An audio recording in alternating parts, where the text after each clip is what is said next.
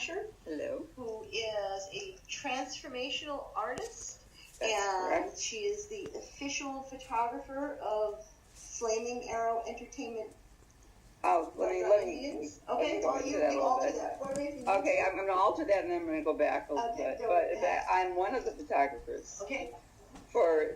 Because there's been many that have lived here for many years before I became familiar with Mardi Gras Indians. But I'm one of the photographers, and in a lot of the things that are going on currently, I am an official photographer for the Flaming Arrow Mardi Gras Indians. I have other Mardi Gras Indians that I talk to them and ask if I can photograph them and work out. And we work out a situation so that everyone benefits, which is the most important. That is a very important thing to me. It keeps my honor and respect, their honor and their respect, and it keeps our roles separate and defined. Okay, that's wonderful. Excellent. So, now how I got into this, my original inspirations were actually my life in New Orleans as a child. Beginning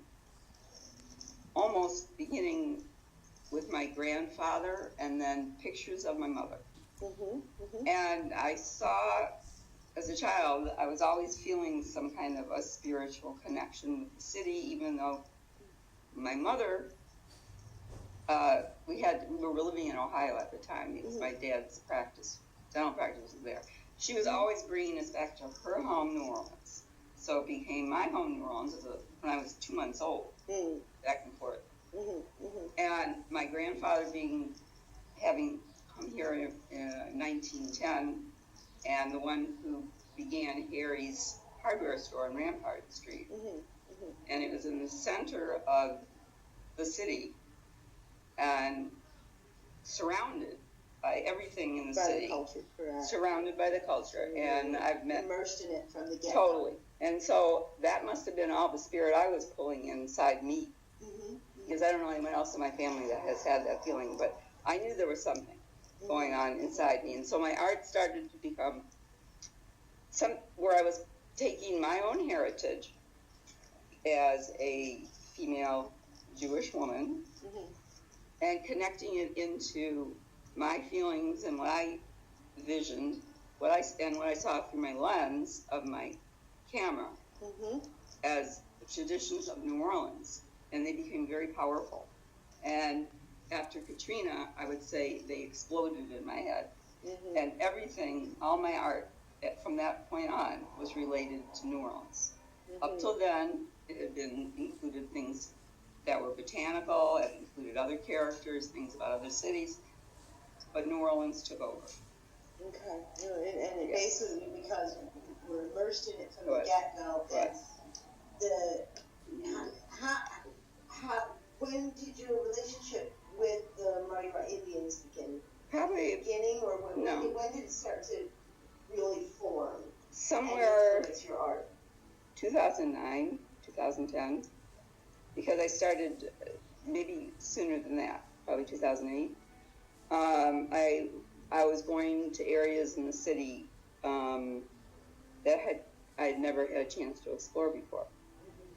I had gotten lost driving in February 2006. This is a significant story. I was coming down here for a wedding to New Orleans, and I got lost.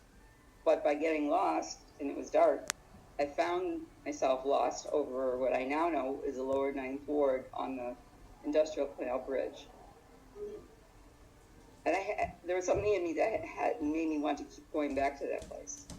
So as I kept going back to that place, I was going off into a world I had never seen in New Orleans before.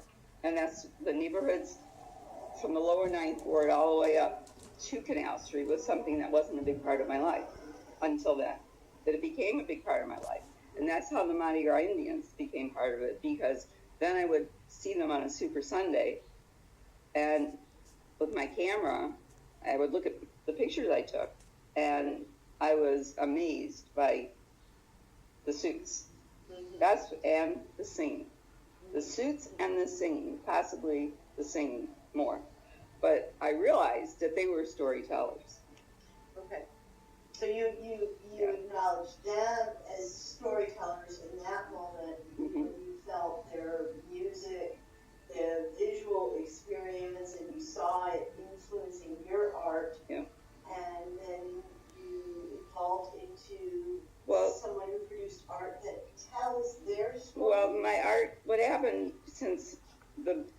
usually use both either antique tin ceiling tiles from the late 1800s, early 1900s as a canvas, or I use Civil War era metal roof shingles. Now, and they're the canvas. Not on all my art, but that fact gave all my art a historic perspective right away. And when you see my art, you will see the background. And one of the pieces I have right now that I'm thinking of, or two of them, are Mardi Gras Indians. One of them is of Big Chief Kevin Goodman. And there's another one where I put a Mardi Gras Indian whose name at that time was Spy Boy Dewey Robert. And he's in the center of a piece of art that I did because I didn't know the story of how the Mardi Gras Indians became what they were. But I learned that the Native American Indians were the ones that helped them escape, helped protect them, helped them escape to the world beyond slavery. And so then found out how they honor that tradition, that how they pay respect to the Native Americans is by their tradition. So I did some art that shows both the Mardi Gras Indian and it shows the Native Americans and the whole background of it with them helping them.